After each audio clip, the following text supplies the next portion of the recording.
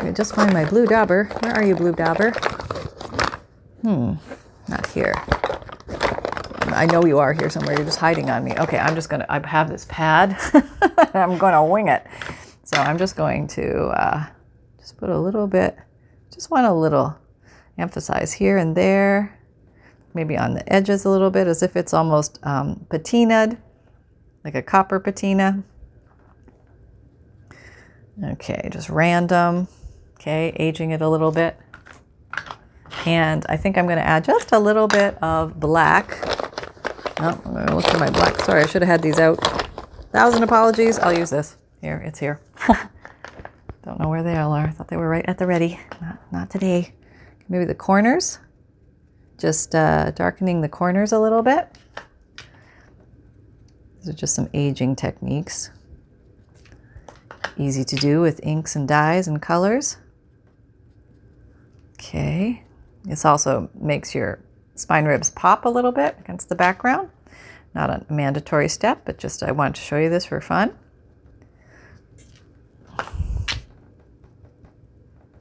Okay, so a little random doodads there. Can you see that? I think so. Okay, so I think I am going to go in with a little bit of copper just for fun. And let's see if I can do this with a Q-tip so I don't get I finally got my finger clean. Okay, just a little bit, maybe the corner, maybe near the blue. Just touching here and there. A little suggestion. Come on, get on there. Don't make me pull out. You're going to make me pull out finger tool, aren't you? I know. There's nothing better than finger tool, let me tell you. I hope this stuff is not toxic. Oh, well. We're going in. You should all use gloves. Yep. Use gloves. I heard it here. Okay, there we go. Just a little bit.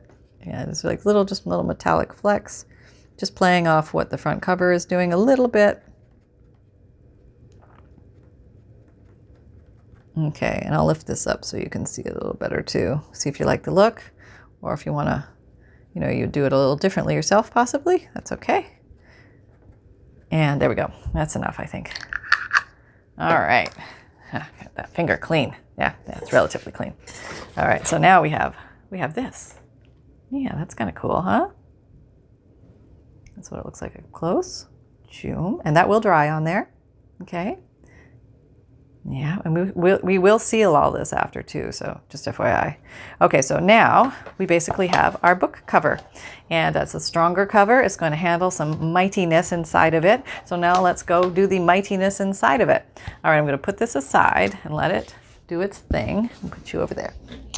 I'll put you back there. Okay, now let's grab the papers. I have the papers already picked out. That's not them. Where are they? Yep. Okay, hang on. I put them somewhere. I got to find them. Hold on. They were right there, right where I left them. Okay, so what I'm going to do here is I just realized I haven't finished the cover yet. I wanted to show you one more technique. Hang on. Okay, so we are now going to proceed with the papers. So let's do the papers. And I have 12 sheets. I usually do between 10 and 12, but because this is a tome or a big book, I want to put more papers in there. So all that scholarly knowledge can be stuffed into there. All right, so I'm going to remove this big paper clip, and I like to use these so they're easy to use, as well as you can color code what each section is for. Like I can maybe mark this green one. I always use green for my very first section, something like that. It just makes it easy. Okay. So I have a variety of papers, and this is what I do, and I'll show you some tips and tricks when your papers are bigger than what you need, and it can just make life a lot easier. Okay, the first thing is you do want to measure these, because I'm doing a 9 by 6 journal, and that means that a paper 8.5 by 11 is going to work perfectly in that journal. So let's see how big this paper is. This is 8.5 by 11, so we can go ahead and just fold this up. Now, this particular page is a vintage book page, and so I think it's from an old catalog, the Antiques Journal, 1972. This may be very weak and fragile, and if you want to reinforce that, a nice easy way to do that is with some washi tape. And all you do is take a piece a little longer than what you need, tape it down, Usually don't have to glue this in addition because it is going to be reinforced when we sew it in. Oop, I've just glued it to the thing. Okay, flip it over, tape it down on the back, and then I recommend actually putting another piece here just from this end to not quite the end, but just so that all of your paper here, your spine is covered. You don't need to wrap it around again. Just give it the good smush. Then you've already folded it once, so you should be able to find that fold and retrain it. Okay, maybe you're a little far away. Should I bring you closer? Let me bring you a little closer. Okay. All right. So there we go. Got that. And this is going to be very strong now, okay, when I punch holes through it. Okay, so that's the first one. This big, let's see, checking size. Oops, let me move that up so you can see me measuring. Okay, just checking this size, 9, okay, 8 1/4 by 11, it's gonna work perfectly. I'm gonna put that colored picture, this botanical, in the center of my book because it's pretty, and I just thought I'd like to do that. Now this guy, how do you measure up? 8 1/2 by 11, you are good, no issues with you, so I will just go ahead and fold them. Yep. Yep. Okay. Fold for mama. Okay. And it's a good idea to bone fold to give a nice sharp crease because you get the sharp creases and that helps you, it makes your book more condensed and more packed, especially when you're working with a big tome or a big book like this. You want as much condensing as possible. You can use, 10 to 12 pages is plenty. If your pages are not all crinkly and thick like this, if you're, say, using just copy paper, you could also work with a few more pages in there. All right, just taking a quick sip here. Oh, the upper pants needs a swig of water. Okay, now this page is one of our bigger pages. This is a 9 by 12. So instead of doing measuring and tearing and all of that, I am just going to make a smaller one, fold here, not all the way to the end. And I know I can go at least 5 1/2 for this book. And then I have this extra piece here. Now, just to measure this exactly, this measures to 4 1/2 basically, so I have lots of extra. So what I'm going to do on this one is I'm just going to fold this in because I'm going to turn this into a little tuck on another page. So as you're going through, maybe that's going to be too long. Let me just check. Yeah, you're out to 6, so I need to make you shorter than that. All right, I'm going to bring you in here. As long as both of you, whatever's on either side of the main crease is 5 1/2 or less, you are good. So this one is about 5 from here to here, and this one is about 4 1/2. So sometimes it's nice not to have the same length or the width of pages in the book, is to have a little variety is kind of neat. And this also gives you options of built-in automatic tucks that are ready to go. So I'll show you some different techniques with that as well. Let's see how big this one is. Nope, this is a regular. If you have any crunchy, super crunchy coffee dyed papers, you can also use the washi tape trick with that. Another little tip for you. This one is a contractor's paper, just showing you different papers that you can use. This was avocado dyed, I believe, and it's the correct size. So we're just going to fold this guy down. And this is a avocado dyed paper. Avocado gives you a nice vintage dusty rose pink, sometimes with a little hint of peach in it, but it's a really pretty color. It looks nice in the old journals, I think. It's just a fun thing to do. If you've never done it, I highly recommend it. I'll do a video on that coming up. Okay, so you are good. How about you? What size are you? This came out of a sketchbook, and I liked leaving the right size. I liked leaving this on because it looks kind of cool, and it was coffee dyed. All right, and this guy, I know he's the right size. I like to use some different quality papers in here. Some of these are resume papers. This is a linen paper. I don't know if you can see that on there, but it's a linen tactile paper for writing, business writing, and that was kind of fun. This is a parchment paper, and you are, how big are you? You should be the right size, yeah. Okay. All right. Those. And a couple more and we are done. All the papers for this one signature. And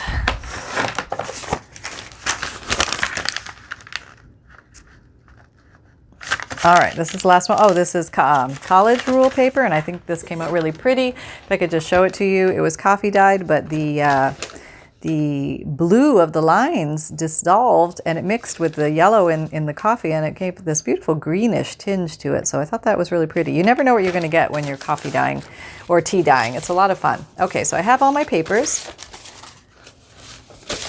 and I will gather these all up. And now I will be deciding who goes where. And let me just make sure all of my heights are correct. Okay, so now as you can see, my heights are not all even, so I need to decide how tall am I going to go. And I know that in my book I probably don't want to go taller than 8.5 inches, so I need to measure that. Okay.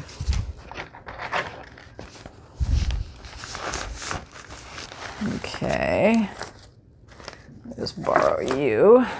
These are very handy because they're so big they grab so nice and easy. I'm going to flatten you out well. Oh, this is another good time to come along with your bone folder and just super crease your folds.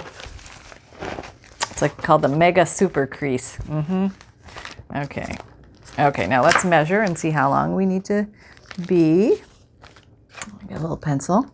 And I don't want to be longer than 8.5, which is right about here. Okay, so anything that's sticking out over 8.5 needs to go. And I could tear it, or I could just cut it with scissors. And it's actually pretty easy to cut with scissors, so I'm just going to do that. There. Sometimes you don't have a lot of these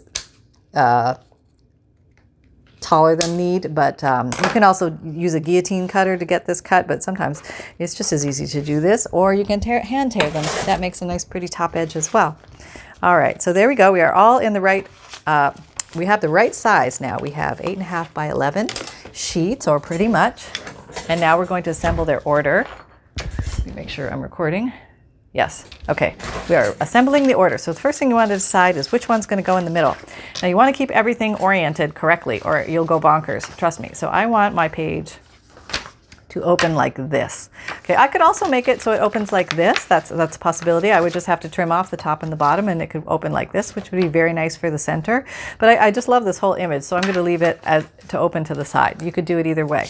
I picked my middle, and then I want to pick my outside.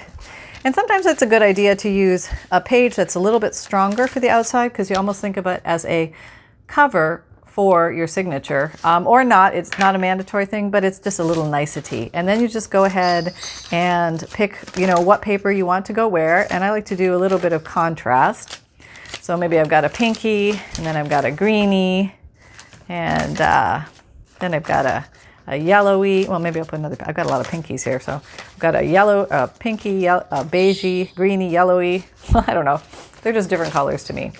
And I'm going to put them all in here. What I think would be a good color combination. Now this guy, remember, he's going to go here. So he's going to have this little, it either can open up or it can be glued down to make it and glued down here, or it could just be glued at the bottom. You have choices. We put this guy here. I think he will contrast well against the blue. I'm going to look at the writing on it and decide that I want the writing to go like this, because this is my top. And I want to put this in now because I think that's pretty against there. And then I will put the parchment paper in, and then this one in, and then I will put my flower last. Okay, so now I'm just going to make sure everybody is tucked down, tucked together. This is how they're going to live in here. So I want to give it the last and final smush with the bone folder and make sure that it's all nice and condensed. Can you see that? It's all nice and condensed. And everybody is knocked down close to the spine. Okay, you can even do this for a little extra reinforcement there. Get everybody down like that kind of idea. Tuck them down. But your stitching will bring everybody together. Okay, so we have one. So I'm going to go ahead and just clip this near the top, and that's going to tell me that's my top, okay? So just so I remember. And my green is my first one, just so I remember. So I can put this aside now. All right, I'm going to go ahead and do all my other papers, and I'll be right back. Basically, I'm going to repeat the exact same process. Hey, I'm cruising along here. I'm almost done, and I just wanted to ask you if you're still here and you haven't passed out yet. Give me a thumbs up or give me a hey, I'm still here. I haven't passed out yet. Comment down below so I can tell who's still with me. All right, I'm carrying on. I am wrapping things up with my signatures. Hold on. Okay, now I want to show you one other way to trim your pages that if you're having difficulty with that part, because this can be a little tricky sometimes. But once you tap everybody down and tap them down this way, so all your pages are even at the bottom, then you're measuring to see how your book is 9. You want it to be about 8.5 or less. Now I'm going to make a mark here. Okay, and that's where I am going to, can you see that? That's where I'm going to cut, but this time I'm going to use my ruler and my craft knife to make a nice straight, easy cut. The thing is to go slow and firm. And I am going to put one of these babies on to hold everybody in place. I'm just going to put that there, and you can use a guillotine or your scissors, but I think the craft knife, if you're going through a lot of thickness, is one of the best ways to go. Whoops, went off on an angle there. Stay close to your ruler. Don't jump over your ruler because your fingers are there. You may have to go through a few times because it's thick. Oh, I seem to be going off on an angle. Okay, let me go closer. Okay. Okay. All right.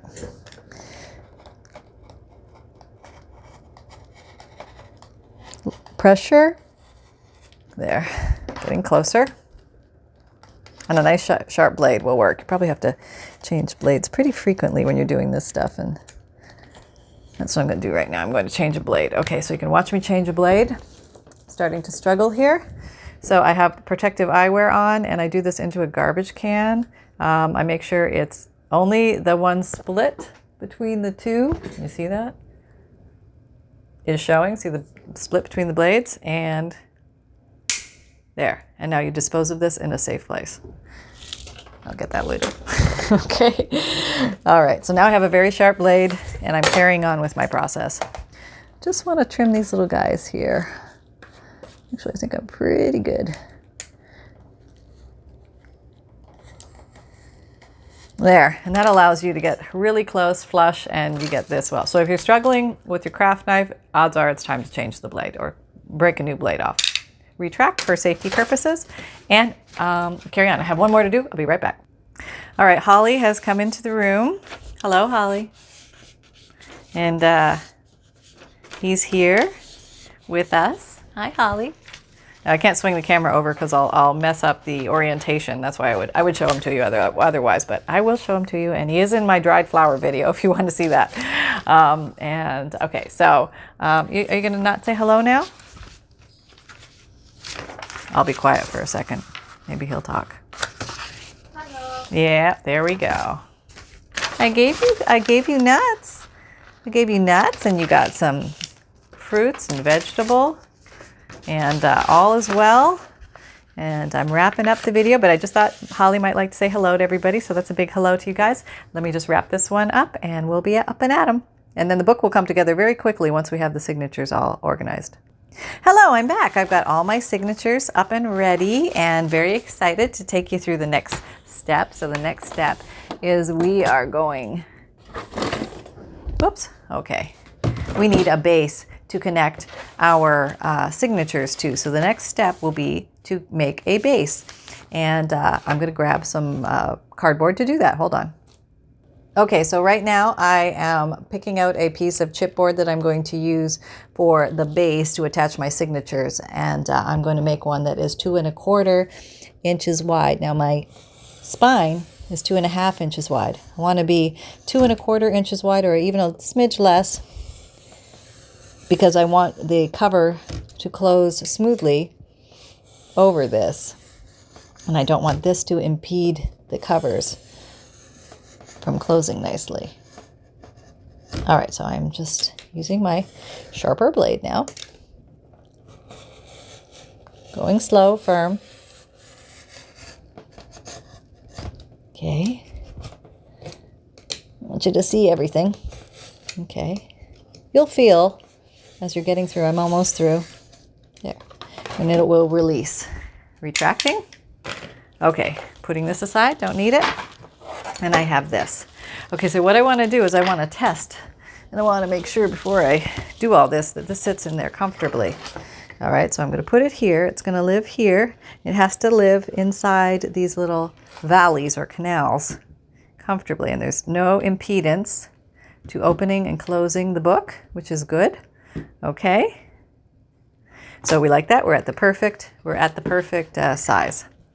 Now, we're going to dress this up because this is going to show, and this is going to show because when you go in between the signatures, you'll be able to see a little bit of it. And I found the easiest way to do it, you can cover it with material, you can put paper on it, but I found the best thing to do is just to either use inks or stenciling with colors on top, because you're not adding, this has to adhere to the material. And I like the fact that this is chipboard attaching to material. That's going to be a very strong bond. This is not going to come out of this book, okay? Once you start wrapping paper around it or more material around it, it will still glue and attach, but you're adding more bulk back here.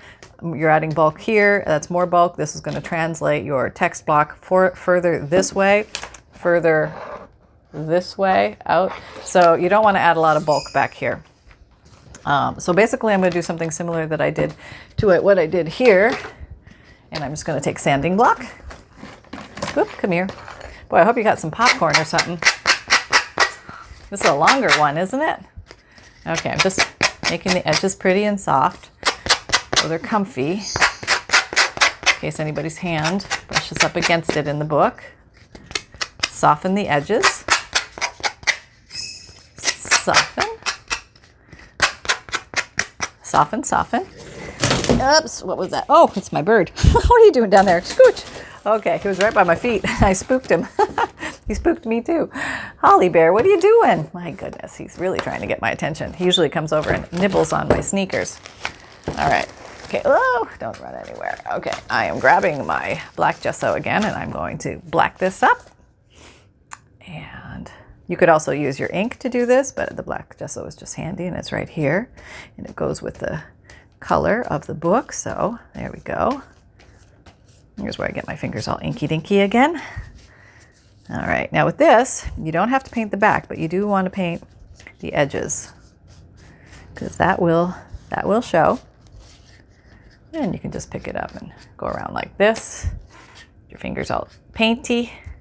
You guys are probably much neater at this than I am, but I like to get in the middle of it. Like I said, you should have seen me make mud pies when I was a kid. It was something. All right, there we go. Okay, so we have that. And putting that in there for now. I'll wipe the fingers off again because they're all black. And I'm going to blow dry this for time purposes. I'll be right back. Okay, we're back and it is dry, so I can go ahead and move this, and now we just need to color it up. And I think what I'm going to do is the exact same thing as I did with the other one, but maybe just a little bit different style. Maybe I'll just do something like this. This is handy and it's here, and I'm just going to take this multicolored one. It doesn't have to be multicolored. You can use single colors, that's fine. But since I'm working with these color themes, I'm just going to put some of these randomly on here. So the eye will have something to see if it does peek through those signatures. And I would say the corners are good to get. Yeah.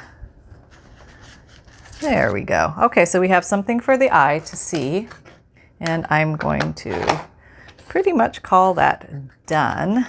You can go around and sand this a little bit, just make it a little smoother. Okay, and you can also go around and ink that with the gilding paste around. That looks very nice as well. Let me just show you that. There's a finger tool, and run around here, and that looks kind of cool. Just gives it some pretty edging. Doesn't take much of this stuff, but it goes pretty far. All right. And there we go. There. Kind of rough edge. And you can even smear it a little bit if you want some to go through the design. Totally up to you. I'm just playing with it here. I just want it to dry faster. Okay, there we go. Cleaning those dirty fingers of mine. Okay.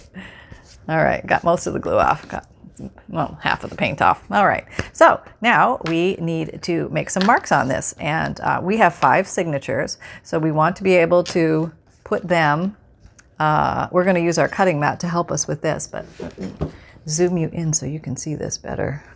Okay, so what I'm going to do is I'm going to use my cutting mat, and I am going to center it. So, well, it'd be nice if I could show you one where you can actually see. Okay, so I've got, ow, ow, there's a dot. Okay, here's a dot, here's a dot, and here's a dot. So I'm going to measure this. I'm going to put it basically in the center of these. There's about the same amount of distance here as there is here. Maybe not quite, maybe just move it over a little bit. Okay, so now this dot means that's about dead center, okay? So now what I'm gonna do is I'm gonna drop down about an inch. You can go with the grid line here and follow that. Drop down about an inch, and I'm gonna put my first dot, okay? And that's gonna be where my first one is. A nice dark dot so I can see it. Can you see it? Maybe I'll use a marker. Yeah, I'll use a marker. You can probably see this better. Okay, so then I'm gonna put, there's gonna be, now on this line and on this line, I can put another dot. That's 2 and 3. And then halfway between here and here, I'm going to put the last dot. Okay, here and here. And I was sort of guessing on that one, but that's pretty much where they're going to go. Then, where can you see? Okay, so now I'm going to translate the whole thing up. And I'm going to do the bottom pretty much the same way. Aligning it. Are you seeing that? Yeah, okay. So I'm going to have the same distance here as here. My middle dot shows me where the middle is. I'm going to go down about an inch. Okay, that's about an inch there. And you know you're an inch because it'll be at this line. And then here is going to be my next dot. Here's going to be my next dot. And then I'm going to put this one close to but not right at the edge. Close to but not right at the edge. Okay. And then I'm going to pick a middle. Okay, now the way I orient myself to always make sure that the top is the top, and this is very important. You'll find out when you make a few journals, all of a sudden things get turned upside down very easily. But if you put this row and the middle, if these two are a little bit closer together than this distance, then you'll always know that the ones closer together mean your top. That's how I do it. Okay, so I would say this is about middle, so I'm going to go a little higher than middle. Yeah, about there. And then I'm going to do one here. And I'm just kind of following the lines. I need to move you over a little bit. There's the spot. And about there. About there. Okay. And you can take a line and with a ruler and draw a straight line across here with your ruler to make sure that all your dots go through the same line. And that will allow you to know that you're going to have them all in the right spot. Okay, you can also use, some people like to use like templates to do this as well, but I tend to eyeball it and it seems to come out okay. So now, close that cap. Now we're just going to punch some holes, and we're going to use our friend Crocodile 2. This is a Crocodile 2 Big Bite. And let me back up so you can see this. All right, and this does 2 things. And what we're going to do, it punches holes. See that thing coming down right there? Punches holes, and it also sets eyelets. But today we're just using it for its hole punching purposes. And we are going to use the first punch, not the second punch. This is a big hole. We are going to use the second one, which is the 1/8 of an inch. It is the smaller one, and we are going to look at it. We're going to put it like this. I'm going to be looking this way to see where that comes down, and that needs to come down right over the black dots. Okay, so here I go.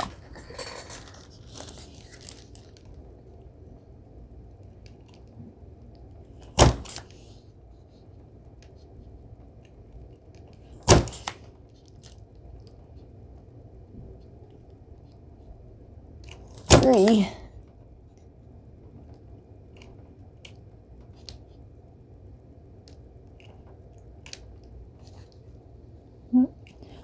4,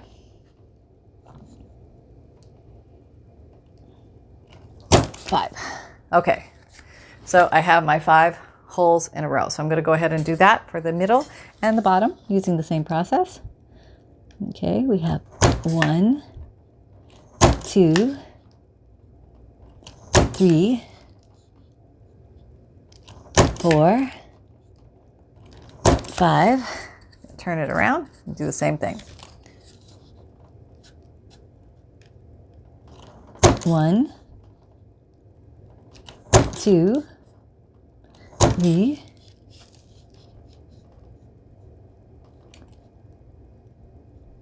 4, and 5. Okay, there we go. We have all the holes punched. All right, and as you can see, there's holes there, and we are ready to go. So let me move this guy aside. We're going to use him again in a second because we're going to use him to punch holes in our signatures. Okay, so now looking at this on the back, I can tell you that this is my top and this is my bottom just because I made it very obvious here. You don't have to make it as that obvious, but as long as you can tell what your top and your bottom. If you're doing a hidden spine, this works very well. Okay, and we are doing a hidden spine today. Okay, so here are our signatures. We've got 5 of them, and we're going to work, well, first of all, we're going to put the holes in our signatures. So let's do this. I am going to move these to this side because we are going to be playing with the other side. Yep. There we go. Okay, we're going to go this way. I'm not going to fight with you. All right, there we go. That's fine. Just so they hold together. And this is the order I decided I want them in. So make sure you pick your order of your signatures now. And just remember what your first one color is, and you should be fine. Okay. And this. There we go. Okie dokie. Here's number 1. All right, so this is number 1. Okay, this is my order. And actually, I think I'm going to change those. Yeah, presto changeo. Here. All right. Now what you want to do is you want to take this again, lay it down. This is your top. This is your top. This is your bottom because these are closer. These are farther. Top. I'm going to turn it like this. Okay. Then I know my tops are here because this is closer to this end. So these are my tops. I've already figured that out, so I don't have to worry about that anymore. Thank goodness. So what you want to do is tap it a little bit, angle it just a smidge so you can see all the signatures. These are fatter, so we got to work with these.